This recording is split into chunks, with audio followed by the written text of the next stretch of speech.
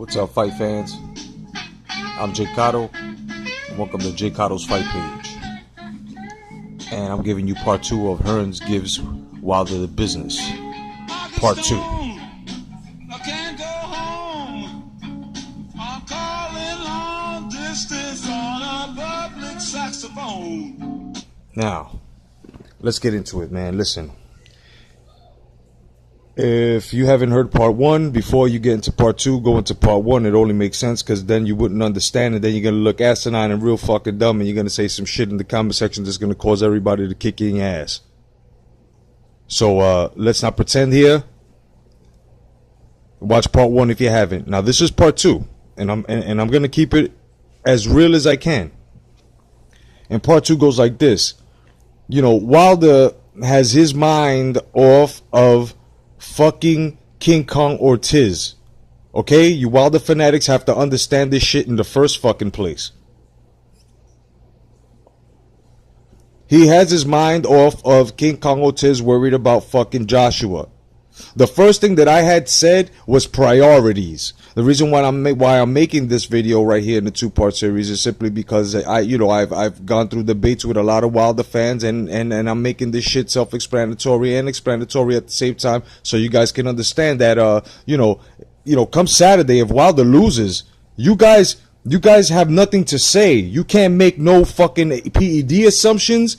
And even if he says it verbatim on some shit, you can't make any assumptions. I don't want no fucking excuses. This is, he's the first guy to come out and say no excuses. Remember that shit? So we don't want to hear no excuses. On top of that, the racist shit that he said, he's just a white man trying to milk the cow. I mean, come on, man. Come on. Every day, racial tensions are eased. And motherfuckers like this want to continue to bring this bullshit up. Now, it is a fact that has been there in the past. That's not what's going on now. The only one that should be screaming slavery should be fucking Anthony Joshua. Don't you agree? If this was going on in any fucking way, like, come on, man. So I'm glad that Eddie Hearn came out and responded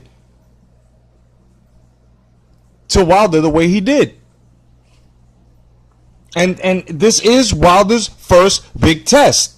And if he doesn't pass it, don't want no excuses. Fuck if he beats Ortiz. If he beats Ortiz, then what's gonna happen is, coming from critics like myself, okay, I'm gonna be like, okay, you know what? He did what he had to do, and if it was convincingly, he did it convincingly. And if he outboxed the shit out of Ortiz, he outboxed the shit out of Ortiz. I'm not biased.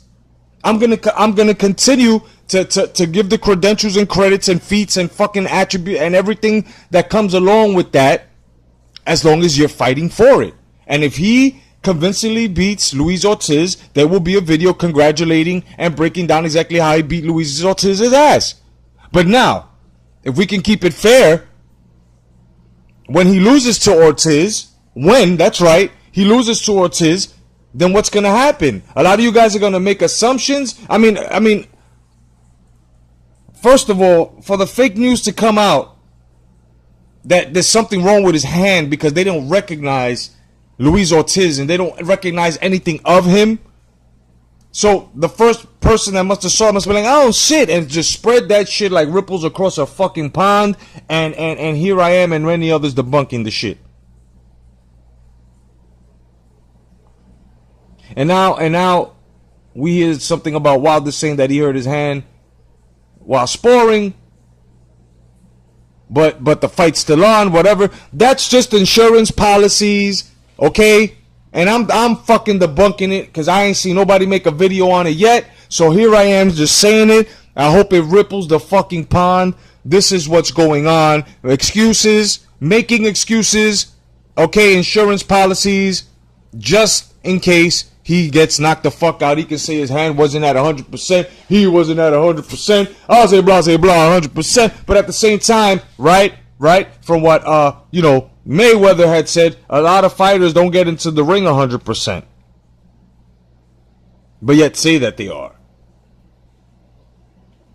Now he hurt his hand sparring. Okay, fine, but the fight's still on, which is a good thing. We will see. Today they had a stare down. He got all fucking King Kong at the chest. And King Kong just looked at him in the eye. When he was supposed to say something, he didn't. And it was when and only when someone came in between them, when he started with the rah-rah business. The wolf tickets. Now, fight fans, and even the biased ones, even the fanatics, even the ones that are trolling, even though you got to understand here, man. If Wilder loses, you have to concede. You have to really, really take a look at yourself and the way they're marketing fighters, the way many others have when we plugged ourselves out the fucking matrix. And you guys have to understand that sometimes salesmen, they will sell you shit that don't work. If it's clothes, it don't look good on you, didn't work. Appliance, didn't work. Anything. Even fucking boxing, which is what promotions do.